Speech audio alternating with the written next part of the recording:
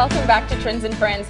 This time of year, employers may be seeing lots of potential new hires, and if you're the one who's actually looking for the job, Cliff Harbor, Vice President of the Franchise Development portion of the Outwork Group, is here to share some really important tips on how you can set yourself apart, especially if you're going in for that next interview. So Cliff, thank you so much for coming in. This is a perfect time to have you here. I appreciate you taking the time to come on over. Well, thank you for having me out. I appreciate that. Absolutely. But for those who have never heard of Outwork, tell me a little bit about your company. What's it all about and what do you guys do? Well, Atwork's a national staffing franchise. We've got offices coast to coast. Honestly, I don't have an office here in Lubbock yet, but because of the growing economy, it's one of my target markets. Hopefully we'll have an office here soon. Very good. So that means that our Lubbock community may have another opportunity to get staffed. Exactly. Okay. Right. Okay, so let's talk about some of those best practices. You know, for those college kids who just graduated, or they're going out for their first interviews, and even some who are older and just looking to change jobs. What should they be thinking about to kind of set themselves apart from everybody else? You know, a lot of times the most simple things are the most important. You know, number one, be on time. You know, if you're not sure exactly where you're going, make a test drive by there the day before. You know, with roughly the same time, so you can test the traffic to make sure you're not late.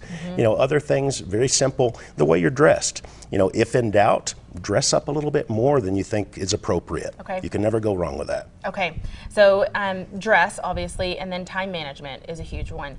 What should they be looking at in terms of what to bring? Sometimes people say, oh, don't bring too many copies of your resume. Oh, don't bring your cover letter. Just send that via email or what have you. What's your advice on that? I think it's always a good idea to bring at least 2 copies of a printed resume. Okay. And you know, it's always good to have something to take notes on. I like to recommend people bring maybe just a single fold type folder. Put your resumes in there to keep them nice and not folded and crisp and so forth. So when you're asked for the resume, you've got it right there handy. Okay. It's also good to have something to write with in case they start telling you details of the job, and you can ask them, you know, is it okay if I take some notes? Okay. What about follow-up? You know, there's a big debate now. Do people really send thank you cards anymore, or do you just send that email telling them thank you for the interview? Thank you cards are important. You know, it's nice to send an email thanking the person for their time and consideration for the job, but if you actually take the time to write an actual snail mail type thank you card, that's going to get their attention because no one does that anymore. Okay, very good advice. Thank you so much. I appreciate it. Thank you. All right.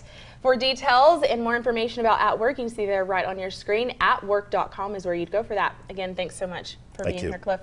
And up next, Christy Martinez Garcia has your Latino Lubbock update.